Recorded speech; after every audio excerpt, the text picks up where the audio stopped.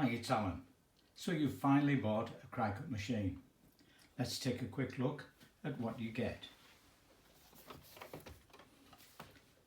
Simple to open, and one of the little features that you probably didn't notice, there is storage space for all of your blades underneath.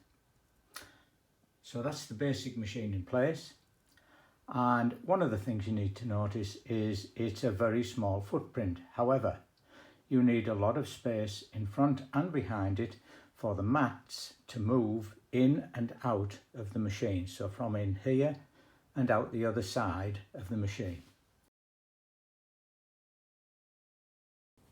Looking at the tools that I use with my setup, these are the Cricut tools that you can buy in a set quite cheaply, and they are quite good quality. The scissors in particular.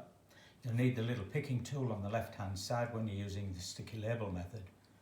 I bought this little tool holder which all of these fit into. I think it was from IKEA. These are some of the blades that you can get. As you can see, this one is the cutting tool which is using the knife blade kit. Then you've got deep point blades, fine point blades, and the ones I prefer to use when using sticky labels is the premium fine point blades. You've then got the scoring tools, and this is a deep blade holder. Some of the products from Cricut are very good, or in fact all of them are, and this is the standard size pack for a standard grip sheet. This is one of their packs that comes with three of the mats of the same size but the different grips. Clear acetate sheets, I can definitely recommend these for the windows.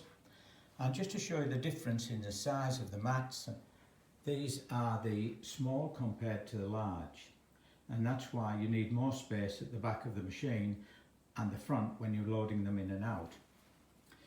When printing, and it's going to be for your papers from scale scenes, for example, I always use a premium digital paper. This one is 120 grams and it's supposedly colour safe. For any of the other printing, I just use a standard 80 gram paper, which on this one is again inkwise. The next one is the shipping labels that I use, which are the sticky back labels. Again, from the same suppliers as all the paper. And finally, the one thing that you do need when you first start with this is plenty of these. Onto the Design Space software. I don't like using the drawing package that's with the machine, but you have to use it to send the instruction for cutting to the machine.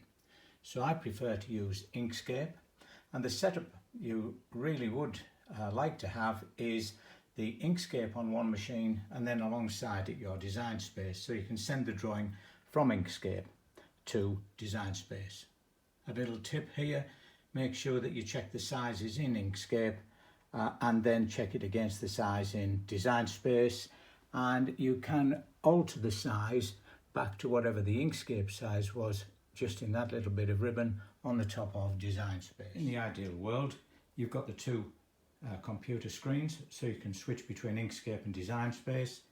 Plenty of room for the smaller parts that you're going to look at. I've got an additional couple of computers just for backing up, and then plenty of space in front and behind the machine, as we've said, and couple that to an ink tank Canon inkjet printer, which saves a lot of money rather than buying the single cartridges. The next